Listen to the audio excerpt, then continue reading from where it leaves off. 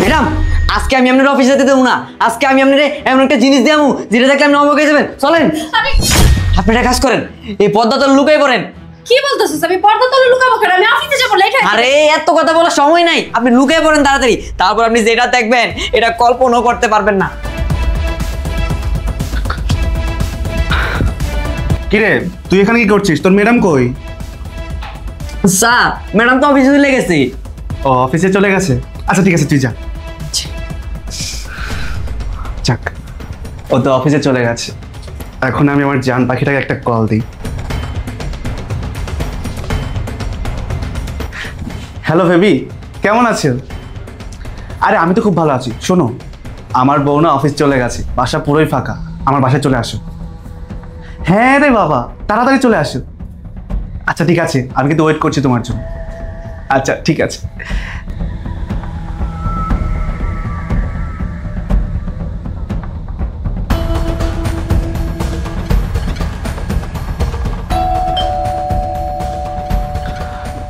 মনে হয় আমার বেবিটা চলে আসছে।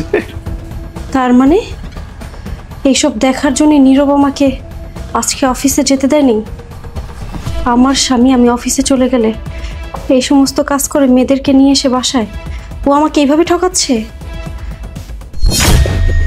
বসো,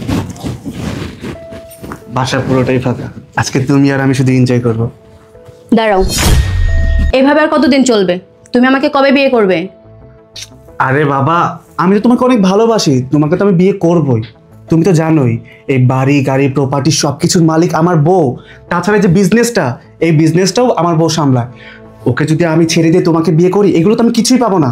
আগে চলে বলে কৌশল এগুলো আমার হাতের মুঠোয় করে নিই, তারপর ওকে লাথি মেরে বাসা থেকে বের করে দেবো। তারপর তোমাকে আমি বিয়ে করে এইবারের বউ বানাবো। শোনা, ওয়েট, আমি আর কতদিন অপেক্ষা করব? তুমি বলতে পারো? তুমি বলেছিলে না তুমি তোমার ওয়াইফকে ডিভোর্স দিয়ে তুমি আমাকে বিয়ে করবে? 6 মাস পর তুমি তোমার ওয়াইফকে ডিভোর্স দিবে বলেছিলে, আর সেখানে দেখতে দেখতে দেখতে দেখতে আজকে 1 বছর হয়ে গেছে। আমি আর ওয়েট করতে পারবো না। তুমি যেভাবে পারো তোমার ওয়াইফকে ডিভোর্স দাও, তুমি আমাকে বিয়ে করো। আরে বাবা, বললাম তো একটু ধৈর্য ধরো প্লিজ, এরকম করো না। তাছাড়া তুমি আমি তো স্বামী স্ত্রীর মতোই আছি, তাতে কি হয়েছে? বিয়ে হয়নি, বিয়ে হবে। শোনো, এসব কথা বলে আমাদের সুন্দর সময়টা নষ্ট করো না। আমি তোমাকে অনেক ভালোবাসি, প্লিজ। সরো, তুমি কি এখানে এসব করবে নাকি? চলো বেডরুমে যাই। আরে বাবা, এটা আমার বাসা, আর আমার বাসা পুরোটাই ফাঁকা। বেডরুমই কি আর ড্রয়িং রুমই কি, আমার কাছে সবই সমান। চলো। তোমাদের বাসায় ওই কাজের ছেলেটা আছে? হ্যাঁ আছে, তাতে কি হয়েছে? ও ওর কাজ করবে আর আমরা আমাদের কাজ করব। আমি তোমাকে কিন্তু আরেকটা কথা সাবসাব করে বলতে চাই, তুমি তোমার ওয়াইফকে তাড়াতাড়ি ডিভোর্স দিবে। আর আমার সাথে যদি চালাকি করার চেষ্টা করো না, বুঝোই তো আমি কি করব। সো তুমি তোমার ওয়াইফকে তাড়াতাড়ি ডিভোর্স দিয়ে আমাকে বিয়ে করবে।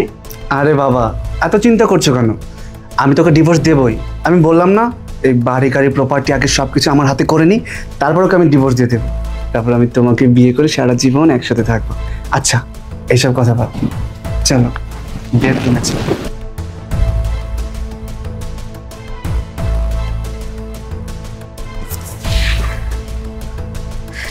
তোকে আমি ভালোবেসে বিয়ে করেছিলাম। আমি ভেবেছিলাম আমার বিষয় সম্পত্তি সব কিছু তোর নামে লিখে দিব, কিন্তু তুই তো একটা লোভী। আমি বাসায় না থাকলে মেয়ে মানুষ নিয়ে এসে বাসার মধ্যে নষ্টামি করিস। তুই কি ভেবেছিস আমার বিষয় সম্পত্তি তোর নামে লিখিয়ে নিয়ে আমাকে তালাক দিয়ে বাসা থেকে বের করে দিবি আর অন্য একটা মেয়েকে বিয়ে করে সুখে সংসার করবি? তা আমি কিছুতেই হতে দিব না। তোকে আমি এত বিশ্বাস করতাম, এত ভালোবাসতাম, আর তুই আমাকে এইভাবে ঠকাচ্ছিস। তোর একটা ব্যবস্থা আমি আজই করব। বসো।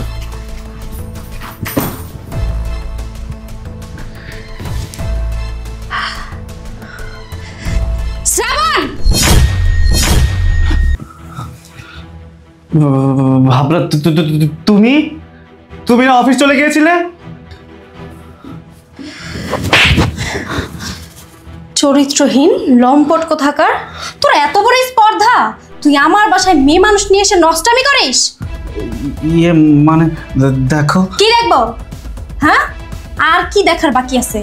যা দেখার আর যা শোনার আমার নিজের চোখে দেখেছি, নিজের কানে শুনেছি। আর কি বাকি আছে?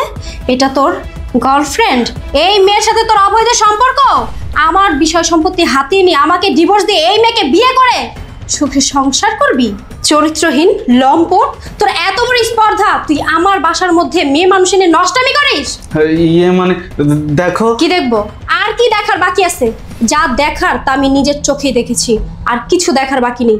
এই মেয়েটা তোর গার্লফ্রেন্ড, এই মেয়ের সাথে তোর অবৈধ সম্পর্ক।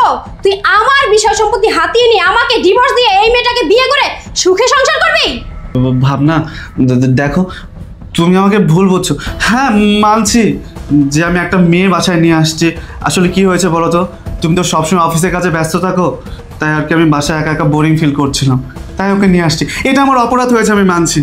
কিন্তু বিশ্বাস করো, তোমার এই বাড়ি গাড়ি টাকা পয়সা অর্থ সম্পদ কোনো কিছুর উপরে আমার লোভ নেই। আমি শুধুমাত্র তোমাকেই ভালোবাসি। চুপ, একদম চুপ। আর একটা মিথ্যা কথাও তুই বলবি না। তুই আমাকে ভালোবাসিস না, তুই ভালোবাসিস আমার বাড়ি গাড়ি টাকা পয়সাকে। আমার ভাগ্য ভালো যে আমি আজকে তোর প্ল্যান জানতে পেরে গেছি। না হলে যদি আমার বিষয় সম্পত্তি আমি তোর নামে লিখে দিতাম, তাহলে তুই আমাকে আমারই বাসা থেকে লাথি মেরে বের করে দিতি। হ্যাঁ তুই ঠিকই বলেছিস, এটাই আমাদের প্ল্যানিং ছিল। তোর সয় সম্পত্তির জন্য আমি আমার বয়ফ্রেন্ডকে তোর সাথে বিয়ে দিয়েছিলাম। আমি ভেবেছিলাম আমার বয়ফ্রেন্ড তোকে বিয়ে করার পর তোর সমস্ত সয় সম্পত্তি ও নিজের নামে করে নেবে, তারপর আমরা একসাথে সুখে শান্তিতে সংসার করব। তোদের এই প্ল্যান কখনোই সফল হবে না। তুই এখন এই মুহূর্তে আমার জীবন এবং আমার বাসা থেকে বের হয়ে যা। এই মাথা মোটা, তোমার জন্য আমার সব প্ল্যানিং ভেস্তে গেল। তোমার জন্য আমি সয় সম্পত্তি থেকে বঞ্চিত হলাম। আমার জন্য না কোনো প্ল্যান বেসতে জানি, এটা হচ্ছে তোর ব্যর্থতা। এতদিন লাগে সয় সম্পত্তি নিজের নামে করে নিতে। আরে এতদিন তুই কি করছস? সুন্দরী বউ পেয়ে কি সব ভুলে গেছস? তোরা কি আমার বাসা থেকে বের হবি, নাকি তোদেরকে পুলিশে দিতে হবে?